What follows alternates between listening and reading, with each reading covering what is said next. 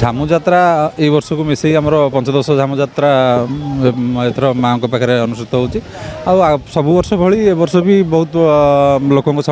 ସମାଗମ ହେଇଛି। ଆଉ ପ୍ରଥମତଃ ମାଆଙ୍କର ସକାଳୁ ମାର୍ଜନା ସରିକି ମାଆଙ୍କର ନୀତିକାନ୍ତି ସରିଲା ପରେ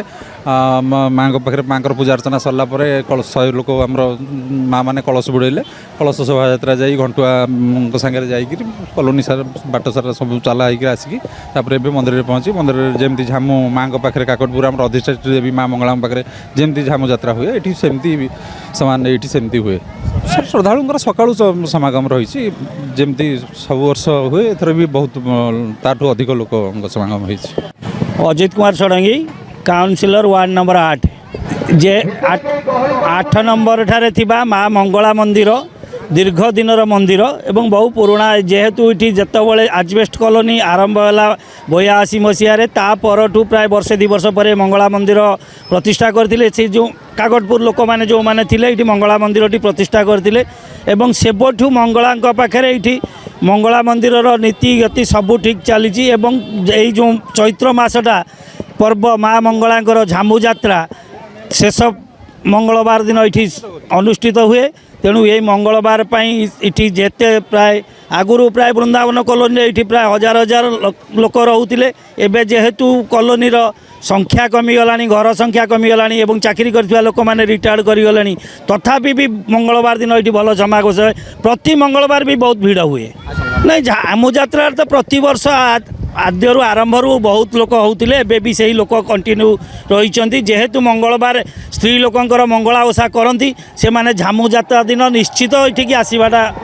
स्थय। जय माँ मंगला सुशील महापात्र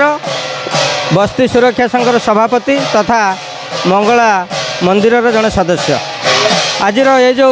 झामू यात्रा माँ मंगला एक समर्पित यात्रा दीर्घ वर्ष धरी आमर यही कार्यक्रम चली माँ का पूजा अर्चना सह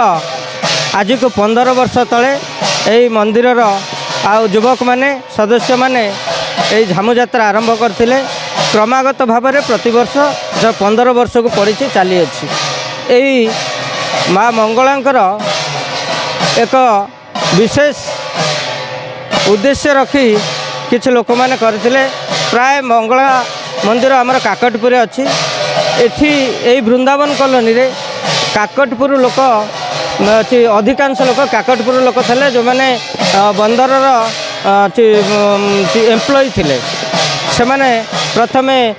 पत्रिका महल थे जिते उठिक आसिक वृंदावन कॉलोनी रहिले से मैंने माँ का पूजा अर्चना एठार मंदिर प्राय 83-84 मसीह स्थापन करा जायतिला। से दिन ठारू भक्त मैंने पारादीप अंचल समस्त अंचल आमर हजार हजार संख्यार श्रद्धालु भक्त मैंने आसी ये पूजा अर्चना करती कारण मंगला पीठ मंगला मंदिर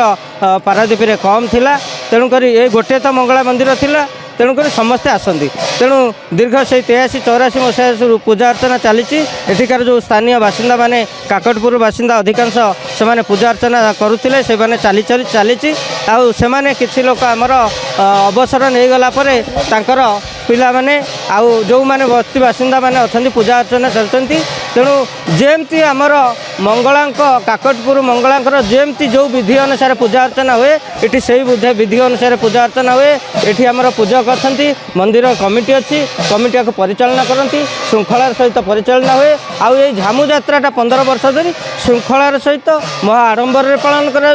पारादीपीर सबू कोण अनुकोण भक्त मैंने श्रद्धालु मैंने आसी ये पूजा अर्चना करती माँ का आशीर्वाद भिक्षा कर आशीर्वाद लाभ करती।